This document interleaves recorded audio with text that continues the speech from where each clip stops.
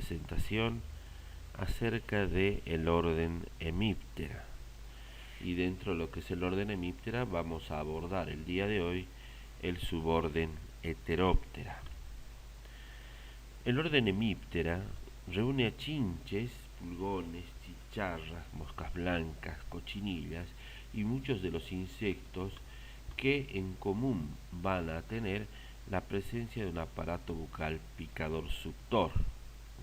Ese sería el común denominador de este grupo. Dentro de este grupo, dentro de este orden Hemiptera, vamos a encontrar tres subórdenes bien diferenciados.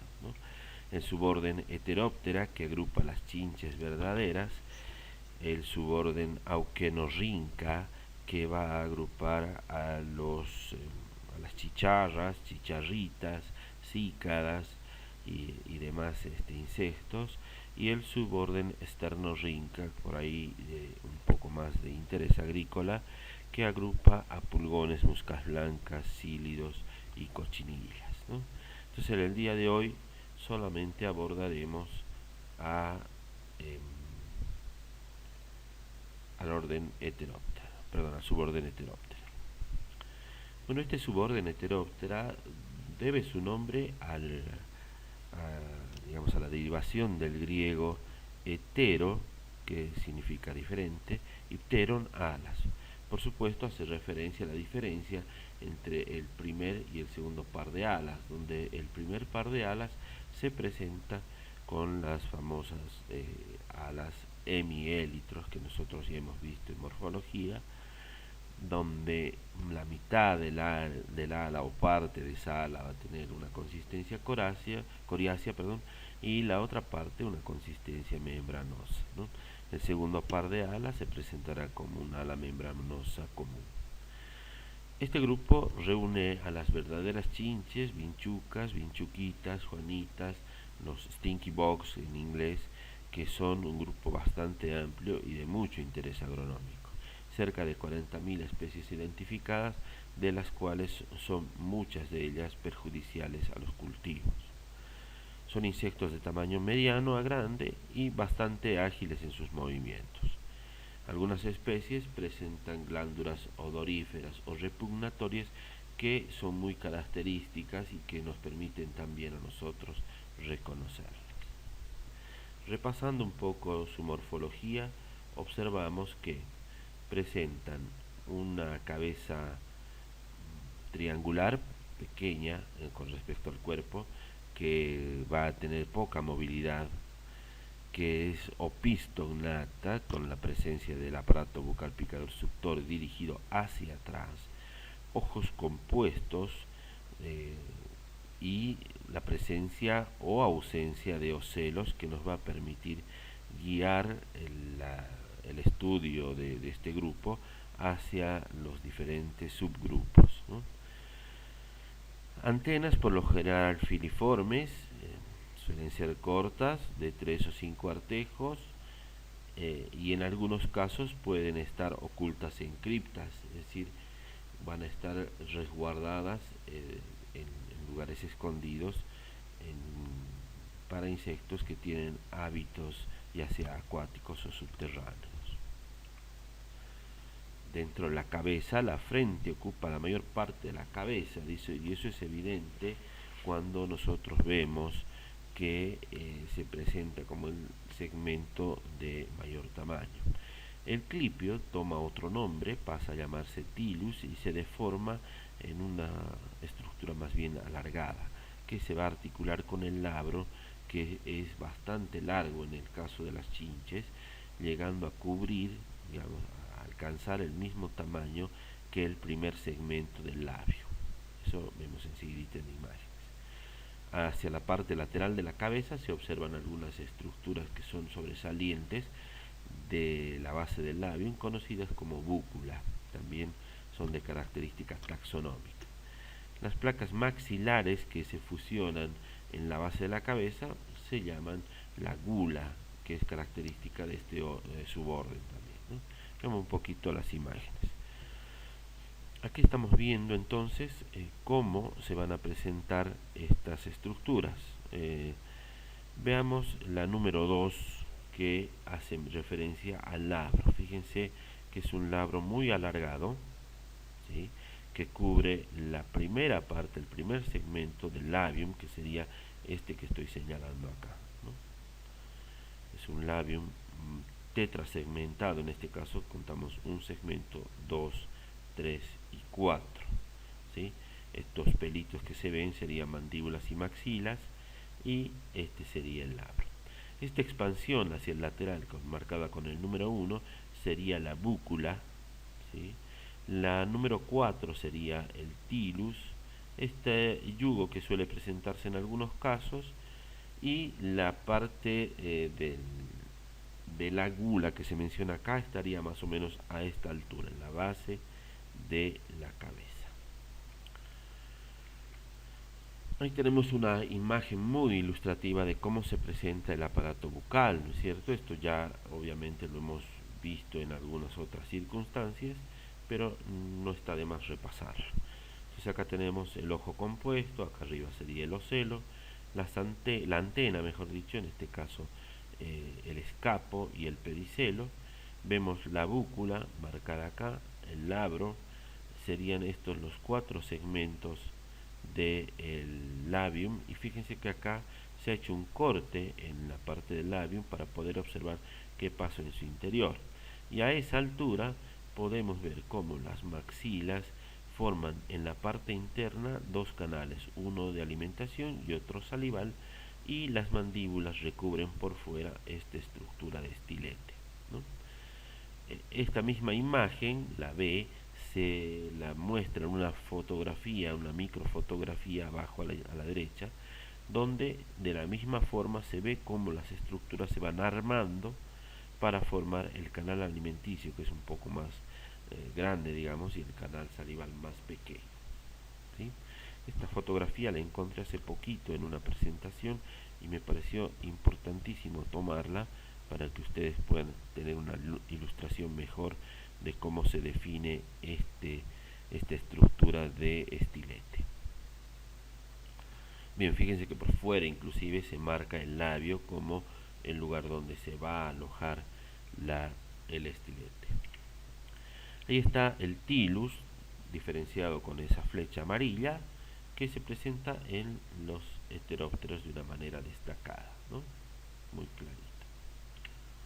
Ahí se presenta la búcula, la expansión lateral muy clara en este caso, ¿sí? Y bien, sigamos con el aparato bucal picador suctor, ¿no? En el caso de los heterópteros se van a presentar los aparatos bucales tetrasegmentados o trisegmentados, que quiere decir que tienen 3 o 4 segmentos. Según sus hábitos tróficos, estos segmentos se van a poder diferenciar con facilidad. Si es un fitófago, mejor dicho, si posee 4 segmentos y los tiene de forma, digamos, recta, se trata de un fitófago. Se ve en la imagen, en el dibujito, cómo están esos 4 segmentos diferenciados. Y en la fotografía se ve una chinche alimentándose previa a insertar su aparato bucal, es decir, su estilete, ¿no? Luego tenemos el caso de un hematófago, donde el hematófago tiene la característica de tener un labium trisegmentado, ¿sí? Se ven ahí los 3 segmentos numerados que se van a disponer en forma recta, como se ve en la imagen y como se ve en la fotografía también en el momento de la picadura, en este caso de una vinchuca, ¿no?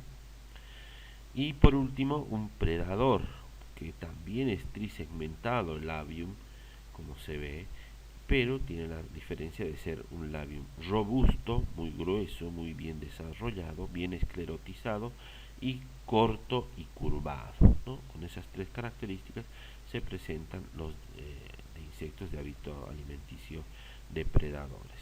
De todas maneras, haciendo referencia a, digamos, este caso, hay algunos fitófagos, perdón, algunos depredadores que van a presentar 4 segmentos del labio, ¿no? Eso lo vamos a ver enseguida. Ahí se ve el labium dispuesto hacia la parte ventral, en reposo, ¿sí? El labro que está recubriendo el primer segmento labial, y contamos 1, 2, 3 y 4 segmentos notablemente bien marcados, ¿no? Nuevamente la misma imagen de cómo el labium se ubica en la parte ventral del insecto entre medio de las patas para estar en reposo. Y hay imágenes de cómo se presentan en un hematófago, es decir, en la vinchuca en la parte superior, y en un depredador en la parte inferior, en los géneros fundamentalmente Celus y Cosmoclopius. Bien, el aparato bucal picador suctor en fitófagos tiene mandíbulas esclerotizadas, que son las que van a ingresar primero en el tejido que está lacerando. Fíjense la imagen que está dispuesta en esta lámina, que se observa como bien el labium sirve de guía para el ingreso del estilete al tejido vegetal, ¿no? Fíjense que a medida que la chinche va bajando la cabeza, si se quiere, el estilete va ingresando y el labium se va plegando, se va doblando en las suturas que tiene al caso, ¿no? Una vez que ha ingresado el aparato bucal, el labium queda en reposo. Los fitófagos suelen alimentarse fundamentalmente de floema y en algunos casos pueden hacerlo de xilema. También se van a poder alimentar de fundamentalmente granos, ¿no? Ya eso lo vamos a ver enseguida. En el caso del tórax se presenta un pronoto más bien trapezoidal, muy destacado, muy grande, como se ve en imagen. En el mesotórax, ahí hay un pequeñísimo error donde debiera decir el protórax, ¿no? Vamos a ver si tenemos la oportunidad de corregirlo y ya así a ustedes les va a quedar preparado el Power con todas las correcciones. Uno hace corrección permanente de esto, pero siempre aparecen este tipo de errores. Protórax. Bien, en el protórax se presenta el escutelo en la parte dorsal, ¿sí? En el noto, digamos, donde se observa claramente este escutelo o escudete. Fíjense el tamaño que presenta en algunos casos, muy desarrollados, que puede llegar a cubrir parte de las alas incluso, ¿no?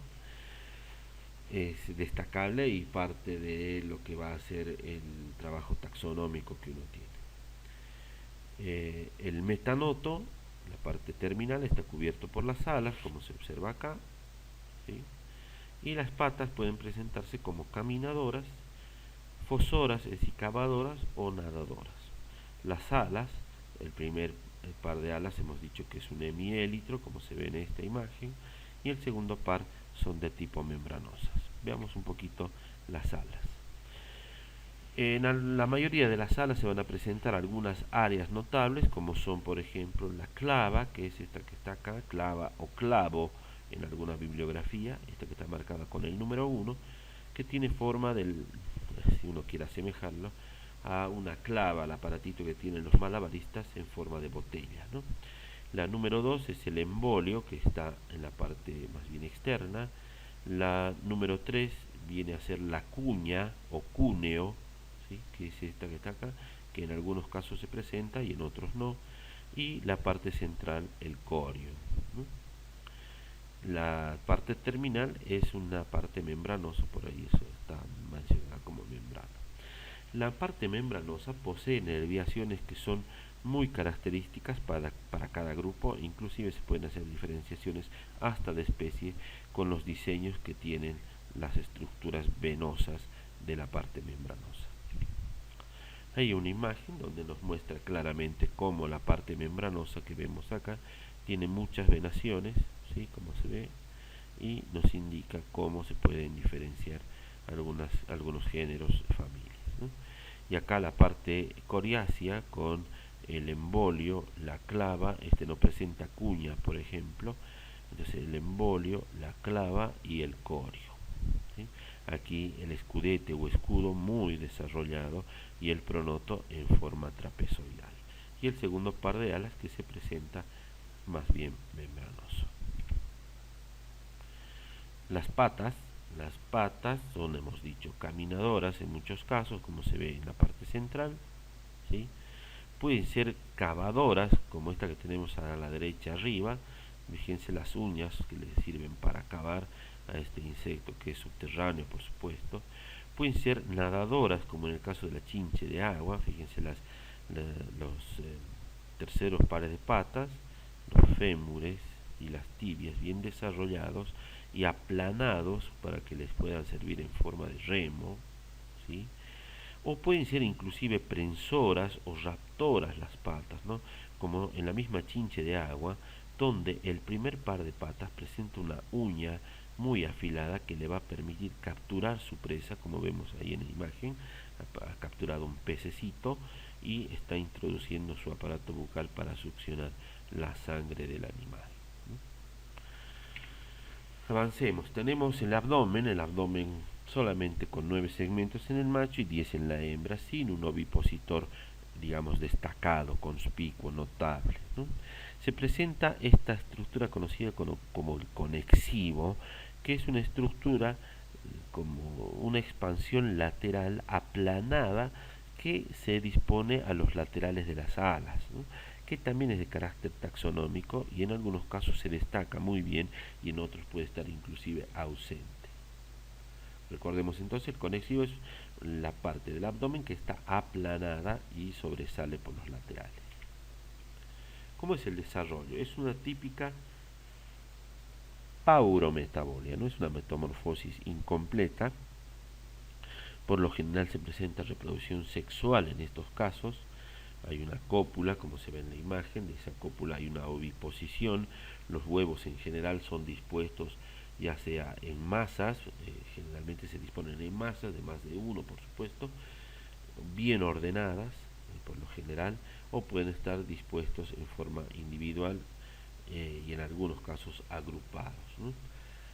De estos huevos emergen las ninfas, que son individuos muy pequeños, como se ve en la imagen. Estas ninfas se destacan por presentar colores llamativos, las alas muy poco desarrolladas y obviamente las estructuras reproductivas sin desarrollo todavía, ¿sí? Y después de pasar por varios estadios juveniles, terminan con el adulto nuevamente. Es una paurometabolia típica. Ahí vemos los huevos, las oviposiciones, que pueden ser epifíticas, es decir, sobre el tejido vegetal, o en algunos casos pueden ser encastradas. No son muchos los casos de encastre. Los huevos son más bien esferoidales, cilíndricos, ovales, muy típicos los cilíndricos, y algunos presentan opérculos, es decir, una tapita que el insecto va a tener que, digamos, pechar desde adentro para que se pueda abrir, ¿no? Hay una imagen muy bonita de los huevos, cómo se disponen, cómo están acomodados y cómo se presenta el opérculo en la parte superior. Las ninfas pueden tener 5 o 6 estadios ninfales dependiendo de las especies, y los dos primeros suelen ser ápteros, es decir, sin presencia notable de las alas, pero los últimos ya presentan los esbozos alares, es decir, insinuaciones de alas, como en estos casos, ¿no? Es importante destacar que tienen los mismos hábitos tróficos que el adulto, es decir, conviven en el mismo nicho ecológico y se alimentan de lo mismo. Hay imagen de las ninfitas recién emergidas del huevo, ¿no? Pueden tener también carácter gregario en sus primeros estadios juveniles y, por supuesto, a medida que va aumentando el estadio, van dispersándose más. Se han dado caso inclusive de hay notas acerca de cuidados maternales que tienen las hembras después de haber ovipuesto, que cuidan los huevitos e incluso cuidan el primer estadio ninfal de su descendencia. Bien, cómo se clasifica este suborden. Suborden Heteroptera presenta tres series, subgrupos mejor dicho, que son la serie Geocorice, donde se presentan básicamente individuos terrestres, la serie Amphibicoriceae, que son insectos acuáticos, y la Hydrocorice, que son acuáticos que pueden inclusive desarrollarse debajo del agua, ¿no? Esos tres son de interés de este suborden, pero básicamente a nosotros nos va a interesar el Geocorice porque presenta la mayoría de los insectos que son de interés agronómico. Dentro de la misma serie Geocorice se presentan dos infraórdenes, el infraorden Pentatomorpha y el infraorden Simicomorpha. Pentatomorpha se destaca por presentar antenas con 5 artejos, de ahí el nombre Pentatomorpha, ¿no? Mientras que Simicomorpha, antenas con 4 artejos. De todas maneras, esta característica no es la única que permite agruparlos, ¿no? Ni es la más, digamos, la que va a descartar todo.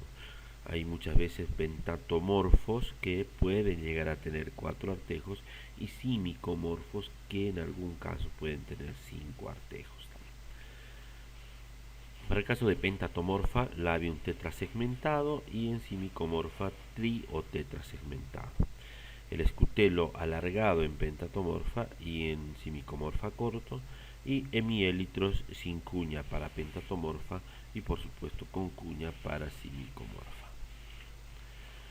Dentro del infraorden Pentatomorpha vamos a ver las siguientes familias: Pentatomide, Coreide, Pyrrhocóride, Cynide, Geocóride y Ligeide.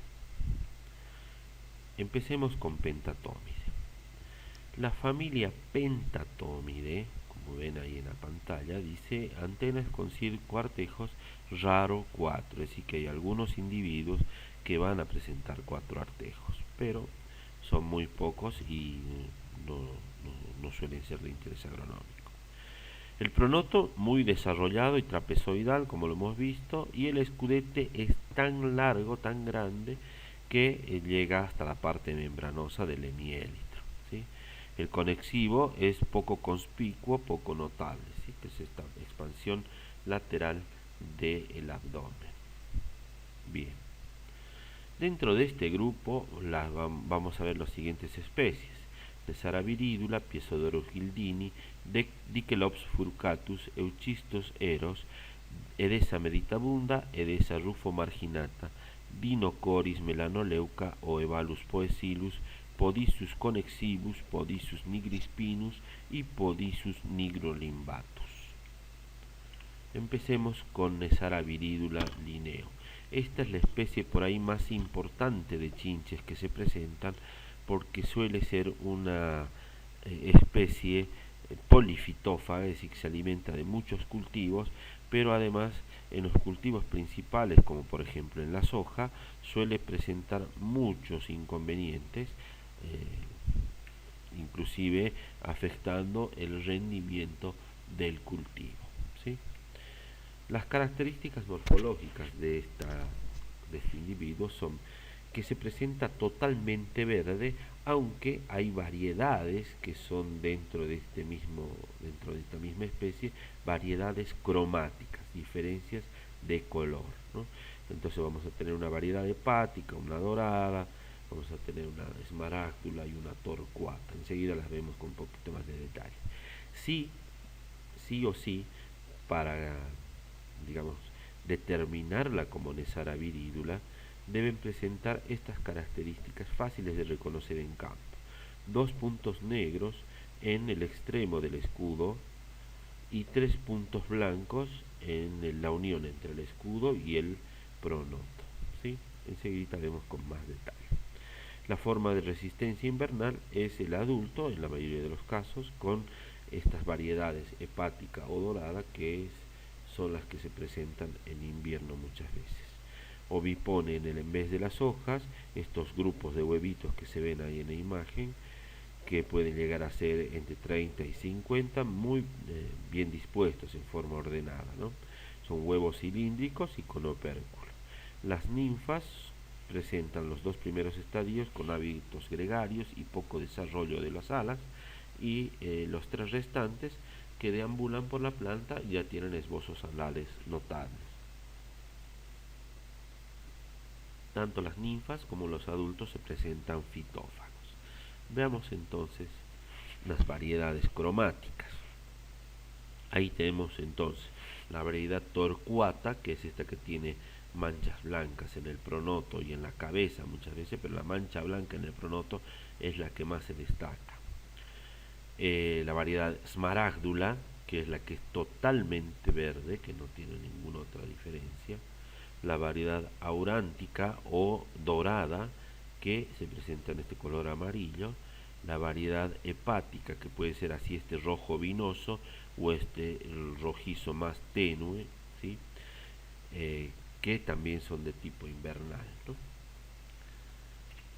Ahí vemos entonces las características manchas, son los dos puntitos negros en el extremo del escudo y los tres puntos blancos en la unión entre el escudo y el pronoto.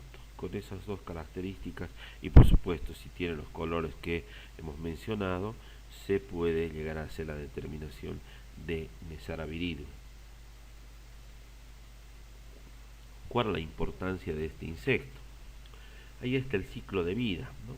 La oviposición bien ordenada, hemos dicho entre 50 huevos y 30, en el envés de las hojas por lo general. Estos huevos pasan por un estado de huevo que dura 5 o 7 días, de ahí emerge el primer instar, es decir, el primer estadio juvenil, que dura 3 o 4 días, el segundo 4 a 6, el tercero 3 a 9, el quinto 5,5 días, y el último 13 días. Esto obviamente va a haber variantes, va a haber un rango de duración de estas etapas que va a depender de las temperaturas fundamentalmente, ¿no? ¿Cuáles son los daños que se presentan? Habitualmente lo que van a dañar son hojas, frutos y en algunos casos flores, ¿no? Tienen, además de la succión de savia, una inyección de salivas que pueden ser de alguna manera tóxicas en algún caso.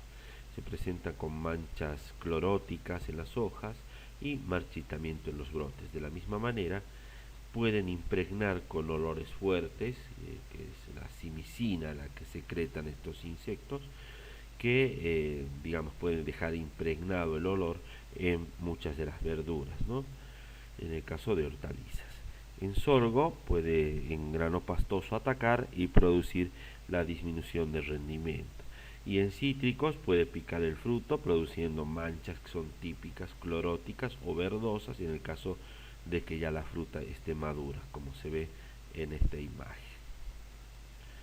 ¿Qué pasa cuando se presenta en soja? Bueno, ahí cambia la historia y se presenta como un insecto muy perjudicial. De hecho, es una plaga primaria, ¿no?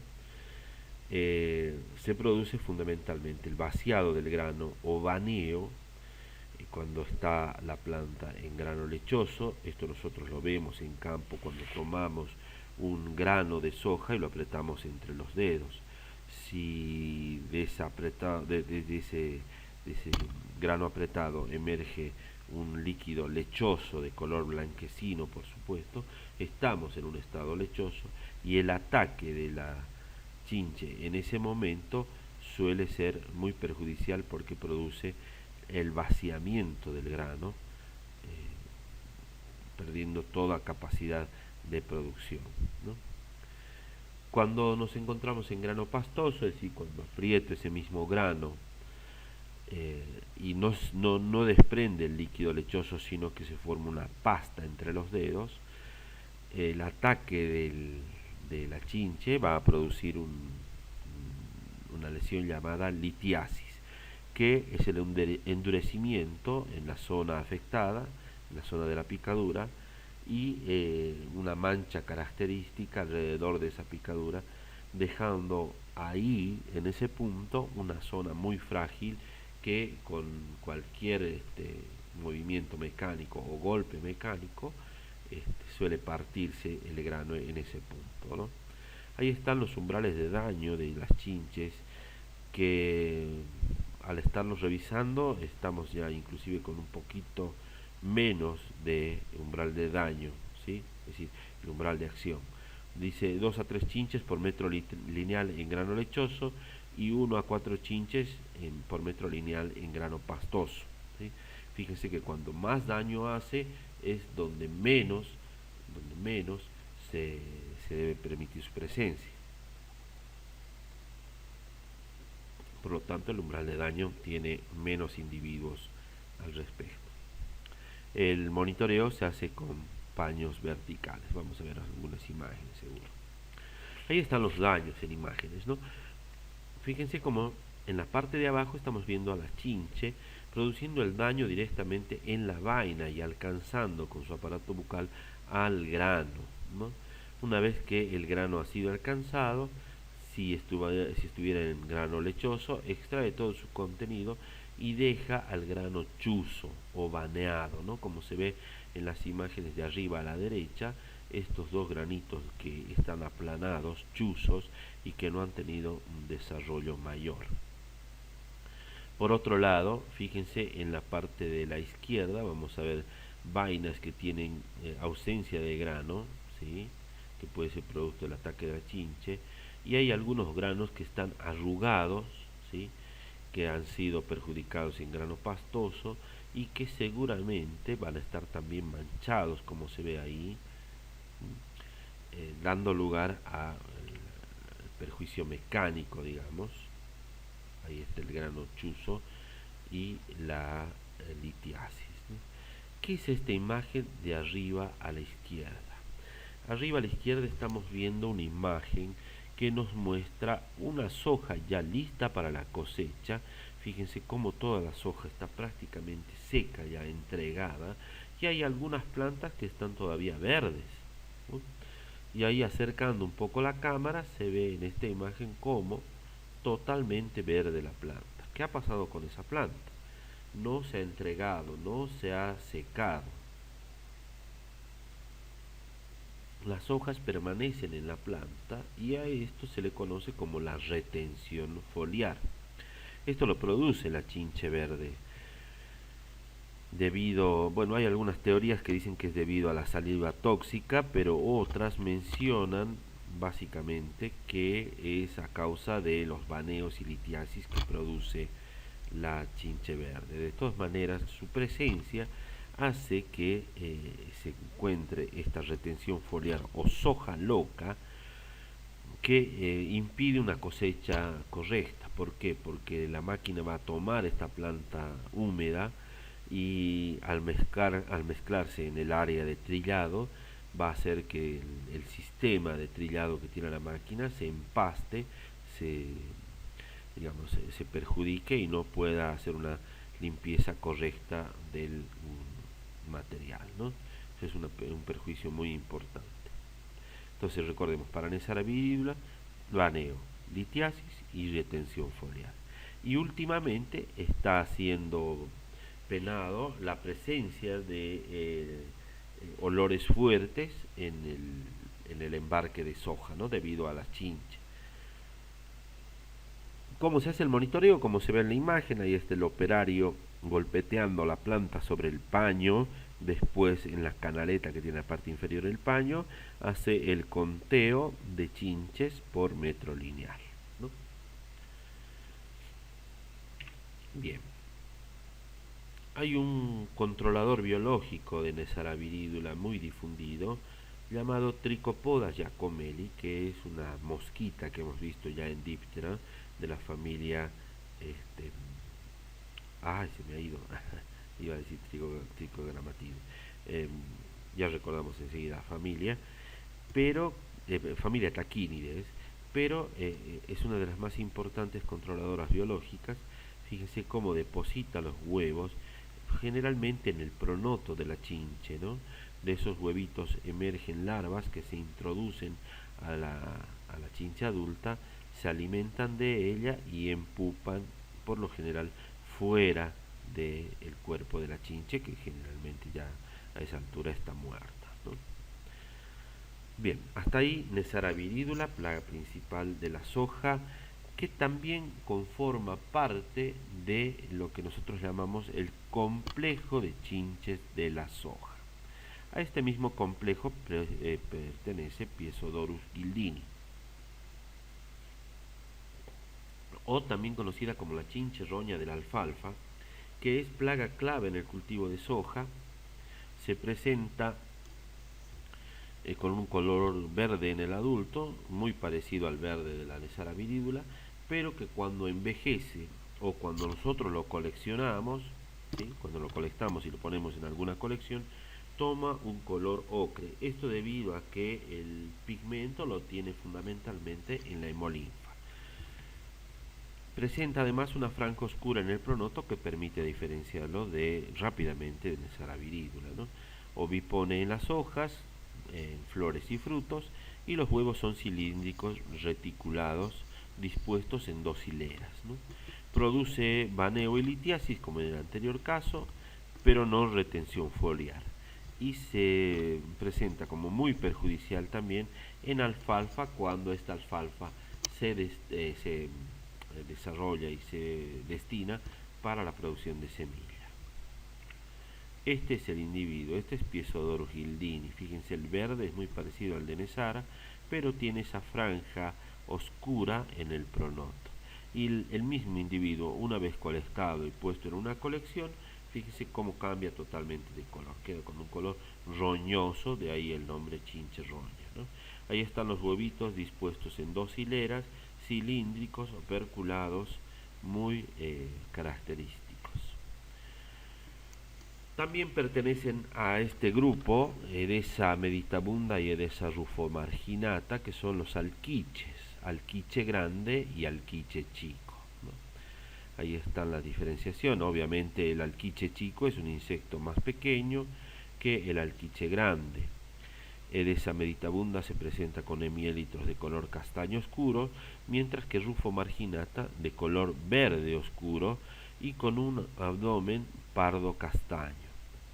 Edesa meditabunda tiene el conexivo de color verde, mientras que Rufo marginata rojo o castaño, ¿sí? Veamos unas imágenes para poder diferenciarlas. Ay, justo no tengo imágenes. Aquí están, perdón, se me mezclaron. Ven que entonces Edesa Rufo marginata tiene los hemilitros verdes, mientras que meditabunda los tiene de color más bien castaños. Pero fíjense en el conexivo, que es muy fácil de diferenciar. En meditabunda es verde y en Rufo marginata rojo. Por ahí yo siempre les aconsejo usar reglas mnemotécnicas para recordar los nombres de los insectos, y este es uno de los casos más fáciles de recordar. Yo siempre hago referencia a Rufo como rojo y marginata como margen, o sea que el margen es rojo, la parte marginal, la parte del conexivo es roja, ¿no? Entonces de esa manera rápidamente puedo diferenciar Rufo marginata de meditabunda. Bien. Los daños que producen tanto Edesa meditabunda como Rufo marginata también son baneo y litiasis, nada más que se presentan con muy poca densidad en el cultivo de soja. Por lo tanto, las tomamos nosotros como plagas secundarias. Vamos con Dickelops surcatus. Esta sí es una plaga primaria de la soja, también forma parte del complejo de chinches de la soja y se presenta con un individuo color pardo con bifurcación en la cabeza, es decir que en la cabeza se presentan una especie de cuernitos, de ahí el nombre común, la chinche de los cuernitos. El pronoto es dentado con 2 expansiones laterales en forma de espinas, pero la dentición, digamos, la forma de dientes es la que lo diferencia de otras especies. Produce fundamentalmente litiasis, pero puede producir baneo. Forma en conjunto con Piezodorus y Nesara el complejo de chinches de la soja. Ahora le podríamos inclusive agregar a Euschistos eros, que es la que vemos a continuación. Fíjense, este es Dickelos furcatus. Ahí en la cabeza se ve claramente la bifurcación, furcatus, bifurcado, ¿sí? Los dientecitos en la parte aserrada, digamos, en el pronoto, en la expansión que termina en una espina, ¿sí? En espinas hacia los laterales, que es característico entonces de Dickelops furcatus. Veamos qué pasa con Euschistus eros, en la famosa chinche marrón, ¿no? La cabeza no tiene bifurcación, tiene el mismo color de Dickelops furcatus, se lo confunde muy fácilmente, pero esta no tiene bifurcación ni la parte aserrada en el pronoto. Y presenta además una mancha en el extremo del escudo, como se ve ahí, que la literatura dice en forma de media luna, ¿no? ¿Qué daños produce Euschistos eros? Fundamentalmente los mismos daños que hace Nesara viridula, es decir, baneo, litiasis y retención foliar, los tres daños, ¿no? Entonces fíjense si es o no importante en el cultivo. Ha ido aumentando su presencia, primero se la tenía en Brasil y luego en el año 2000-2001 ha ingresado a nuestro país, se la reporta en la zona noreste, y luego avanza hacia la zona núcleo de la producción sojera para después ascender hacia toda la zona noroeste, ¿no? Ahora la tenemos bien instalada nosotros en nuestras áreas de producción, así que hay que tener mucho ojo con Euschistos eros. Perdón, esto ya lo habíamos visto. Y vamos con Dinocoris melanoleuca. En el caso de repasemos entonces. Las chinches presentes en soja van a ser Nesara, Piezodorus, las dos cerezas y Dickelops junto con Euschistos eros, ¿sí? Dinocoris melanoleuca es un insecto más bien asociado al arbolado público, ¿no? Son insectos pardos con manchas negras que son policromáticos, se pueden presentar con digamos con un color negro muy intenso, con unas pequeñas manchas más claras, hasta pasar a un color más bien pardo claro, y en todas las gamas que están entre medio. Sus juveniles sí son fáciles de distinguir porque son esas que estamos viendo ahí en la imagen, que son de color blanco con negro, ¿no? Y que están muy abundantes, se encuentran agrupadas fundamentalmente en eucaliptus, pipa, lapacho y todo lo que tenga que ver con arbolado público, ¿sí? Es importante su presencia básicamente cuando está en el vivero, la planta forestal está en el vivero. Oebalus poecilus, conocido como la chinche chica del arroz, se presenta en gramíneas, eh, puede estar en algunas silvestres como en Solanum o en Panicum, y en arroz produce la litiasis. Ahí estamos viendo imágenes del insecto, como se presenta, es un insecto muy pequeño, de más o menos medio centímetro, y su presencia está asociada a las partes reproductivas de los cultivos, tanto de arroz como de sorgo inclusive, ¿no? Fíjense cómo deja los granos de arroz con estas manchas características que son producto de esa litiasis. Y llegamos a Podisus. Podisus es un género muy importante porque agrupa dentro de los pentatómidos a las chinches que son depredadoras. Y ahí tenemos tres especies, Conexibus, Nigrispinus y Nigrolimbatus. Son muy eficientes a la hora de depredar, están presentes en soja, en alfalfa, en poroto, en muchos cultivos, y se alimentan fundamentalmente larvas de Rhachyplusia, Anticarsia, Heliotis, Spodoptera, Coleus, Lesbia y algunas juveniles de Nesara y Piezodorus. Hay dimorfismo sexual, es decir, que la hembra se presenta de color castaño rojizo, con patas negras o rojas, y el macho suele ser más bien gris verdoso con patas verdosas. De todas maneras, macho, hembra y juvenil son de hábito depredador. ¿sí? Fíjense las imágenes. Una característica muy fácil de reconocer en campo es la terminación aguda que tiene en el extremo de las alas. Fíjense acá cómo termina en una punta bien marcada, ¿no? A diferencia de lo redondeado que hemos visto en las otras especies. Fíjense cómo con el aparato bucal tetrasegmentado lo dirige hacia su presa lo introduce para alimentarse de su hemolinfa, ¿no? Ahí el juvenil, el papá y la mamá alimentándose fuertemente de una larva del lepidóptero, ¿no? Bien, seguimos dentro del infraorden Pentatomorpha y estamos ahora con la familia Coreide, que son chinches grandes de 1 a 3 centímetros de longitud, capaz un poquito más en algunas especies, que son todas fitófagas. Fíjense la característica, la parte membranosa del hemiélitro con más de 5 nervaduras paralelas, ¿no? Suelen presentar glándulas odoríferas entre el segundo y tercer par de patas. Ya las vamos a ver. Ahí vamos a ver fundamentalmente 5 especies que son Tiapicta, Ataumautus hematicus, Pachyllis argentinus, Leptoglossus impictus y Corecoris fuscus. Vamos con Tiapicta. Tiapicta se presenta como una chinche de color negro, ¿sí? Amarronado, inclusive con tonos verdosos, con una mancha amarillenta o naranja en la parte del pronoto, como se ve en la imagen, ¿no? Ataca principalmente solanáceas, tomate, papa y otras solanáceas, y además cucurbitáceas como el zapallito tronquero, ¿no? Disminuye la producción y pueden deformar los frutos. Suelen estar asociadas inclusive a algunas virosis.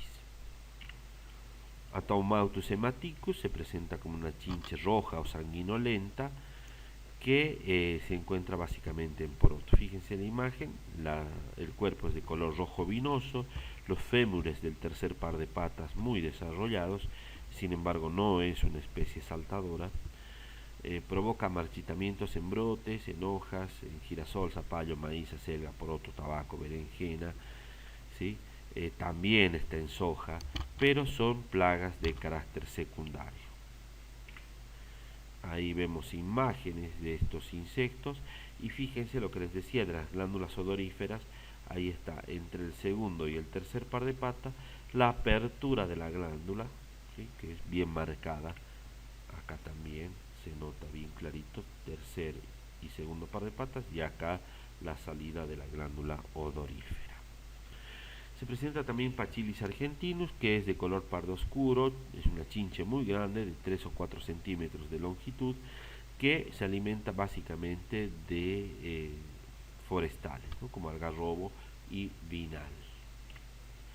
Leptoglossus impictus, o es la conocida chinche foliada de la papa, que tiene amplia difusión, pero que no tiene mucha densidad de población, por lo tanto también es una plaga secundaria.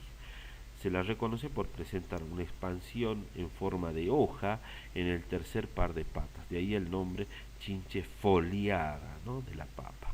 Ataca hortalizas, frutales, puede estar dañando hojas, frutos, y los daños que produce pueden necrosar y quitar el valor comercial. Ahí está la chinche foliada de la papa. Fíjense las tibias del tercer par de patas con esas expansiones, esas deformaciones en forma de hojita, ¿no?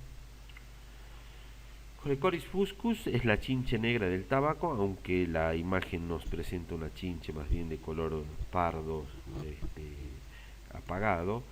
De todas maneras están dentro de la gama de los marrones y negros, ¿no? Totalmente negra, con fémures del tercer par de patas, mejor dicho, muy engrosados, deformes, no son saltadores y no revisten importancia, siendo una plaga secundaria en muchos casos.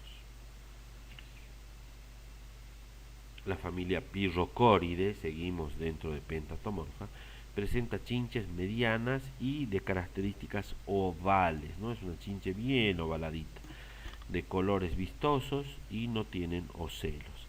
El escudete es triangular y muy pequeño, y la región membranosa de los élitros con nervaduras anastomosadas, que quiere decir que presentan uniones entre las nervaduras paralelas, ¿sí? El conexivo no es notable, está ausente. Dentro de esta familia vamos a encontrar a Disdercus chaquensis, la chinche tintorea o tintorera del algodón, ¿sí? Que es una plaga secundaria en algunas regiones del país, en el algodón, y se alimenta de la pera, buscando fundamentalmente la semilla, es decir, introduce su aparato bucal en el fruto inmaduro del algodón y de ahí extrae de la semilla sus contenidos líquidos, ¿no? Produce en la semilla un derrame de aceites que van a manchar la fibra, haciendo, digamos, mermando la producción y dañando la calidad de la fibra.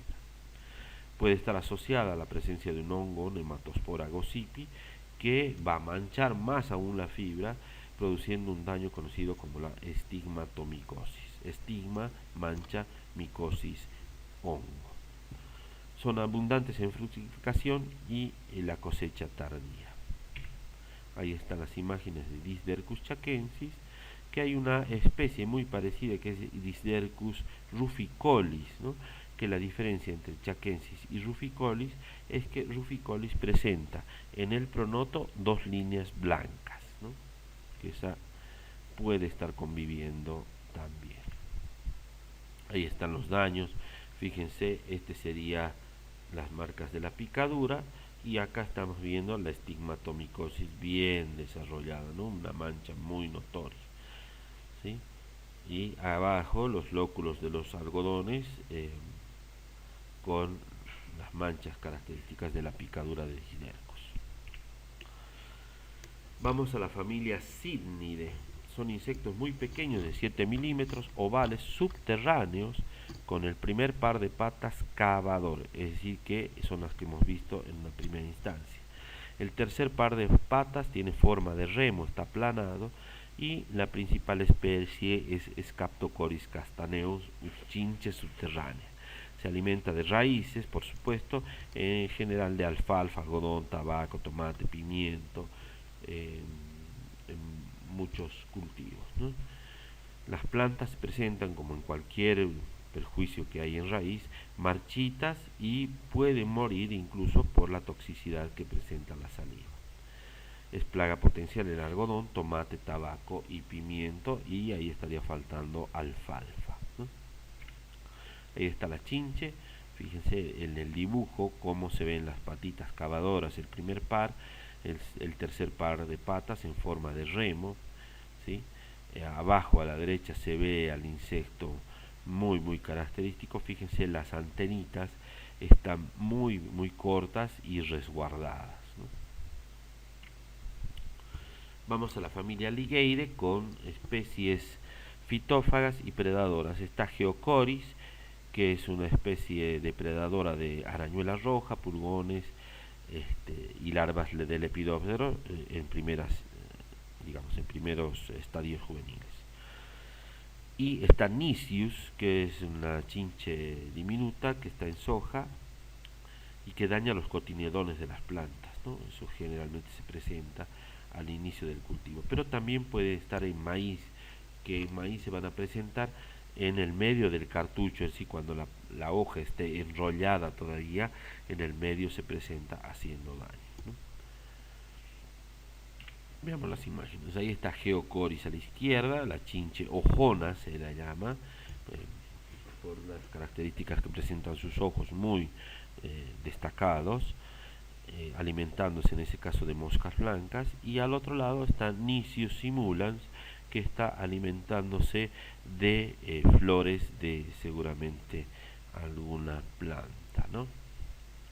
Bien, vamos al infraorden Simicomorpha. De este infraorden vamos a ver 5 familias: Tingidae, Anthocoridae, Miridae, Navidae y Reduvidae. Vamos rapidito con Tingidae, que son chinches fundamentalmente muy pequeñas, se las llama en algunos casos mosquitas o mosquillas, con hemiélitros reticulados que tienen forma de encaje o de tul, ¿sí? Y expansiones en el pronoto. Son de hábitos gregarios, siempre se les encuentra en colonias, y la especie más importante para nuestra zona es Gargafia torresi o mosquilla del poroto. forma colonias en el en vez de las hojas y producen clorosis y hasta caída de la hoja por ataques intensos, ¿no? Pueden presentarse también en algodón y girasol. Hemos encontrado también en soja, pero no suele ser una plaga de importancia. Fíjense la mosquita del poroto, ahí está. Esta se la encuentra en el mes de la hoja. Fíjense los semiélitros, qué bonitos que son. Esa característica de tener forma de encaje le dan un aspecto bastante elegante. Y las ninfas gregarias que también se están alimentando en el en vez de la hoja, ¿no? Muy perjudicial en poroto. De la familia Antocóridae tenemos chinches pequeñas con 2 a 3 milímetros de cabeza prolongada hacia adelante, y ahí tenemos una especie muy importante predadora que es Orius insidiosus o la chinche pirata. Se la puede criar en biofábricas para hacer liberaciones y se alimenta fundamentalmente de cochinillas, trips, pulgones y en algunos casos de ácaros o arañuelas rojas, ¿no? Puede encontrarse muy abundante en maíz porque se alimenta el adulto del polen también, y puede atacar a larvas de Torimaea o periculela o también de tuta absoluta en el caso de tomate. Ahí está la chinche pirata alimentándose de una larva del lepidóptero, acá arriba a la izquierda, de un pulgón, una juvenil de chinche pirata alimentándose de un pulgón a la derecha. Abajo se está alimentando de un trips, y acá a la derecha, abajo también de otra larva del lepidóptero. Son muy eficientes y muy buenos controladores biológicos. De la familia Miridae, que también son chinches pequeñas y aplanadas, vamos a observar a Orcías nobilelus. Orcías nobilelus o la chinche orcías es de color ocre brillante con hemiélitros rojos oscuros y manchas amarillas. En el escudete una línea en forma de V muy característica de color amarillo, ¿no? Es una plaga clave del algodón porque provoca la caída de los botones florales, el derrame floral se llama esto, y además de formaciones en forma de pico de loro, que se llama, que son formaciones retorcidas de los brotes o inclusive de los frutos recién formados, ¿no? El umbral de daño en la provincia de Chaco son 10 a 15 chinches por cada 100 golpes de red, ¿sí? Imagínense, en 100 golpes de red encontrar 15 chinches ya es motivo de manejo de plaga. Ahí está la chinche, fíjense, muy característica, la V en el escudete, y otra característica, fíjense en el dorso, cómo cae abruptamente en la parte terminal, ¿no? Los hemiélitros caen bien abruptamente en la parte terminal, eso es muy característico. De la familia Navidae, vamos a ver que son la mayoría de ellas depredadoras, son chinches pequeñas y medianas, cuerpo oblongo, que quiere decir que son más largas que anchas, ¿no? Son muy parecidas a vinchuquitas, pero más afinaditas. El primer par de patas es raptor en algunos casos y los fémures son dilatados para permitir una captura más eficiente. El género Navis es el más difundido y es depredador de larvas de lepidópteros y de pulgones. Veamos las imágenes. Ahí está la chinchecita Navidae, ¿no? Muy eficiente en su accionar. En este caso son chinches con labios trisegmentados. Son muy flaquitas, digamos. Llegamos a la familia Reduvidae, que tiene también labio trisegmentado. Pueden ser recto en el caso de hematófagos como Triatoma infestans, que es la vinchuca, o curvo en el caso de depredadores, que son los de nuestro interés, que presentan un escutelo pequeño, un protórax trapezoidal. Ahí estamos con dos especies importantes para nuestros cultivos, que son Cosmoclopius nigroannulatus y Cosmoclopius poecilus. Ambas son predadoras del gusano cogollero en el caso del tabaco, o pueden presentarse depredando larvas del lepidóptero en general. Bien, ahí vamos a ver las imágenes. Ahí está Cosmoclopius nigroannulatus y Cosmoclopius poecilus, ambas muy eficientes, son muy parecidas a la vinchuca original, pero son de menor tamaño y las patas características franjeadas de blancas y negras o el pronoto con una expansión de manchadita de negro y blanco también suelen ser características de esta especie. El conexivo también muy diferenciado, ¿no? Bueno, hasta acá Heteroptera